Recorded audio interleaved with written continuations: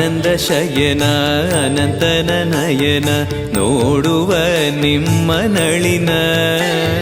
ವೀಣೆಯ ನುಡಿಸಿ ನಾದವ ಬೆರೆಸಿ ನಂದನ ಕರೆವ ಬದನ ಆನಂದ ಶಯನ ಅನಂತನ ನಯನ ನೋಡುವ ನಿಮ್ಮ ನಳಿನ ವೀಣೆಯ ನುಡಿಸಿ ನಾದವ ಬೆರೆಸಿ ನಂದನ ಕರೆವ ವದನ ಭಾಗ್ಯವಿದು ಗುರು ಭಾಗ್ಯವಿದು ಮಧುರಾಪತಿಯನ್ನ ನಟನ ಮಧುರವಿದು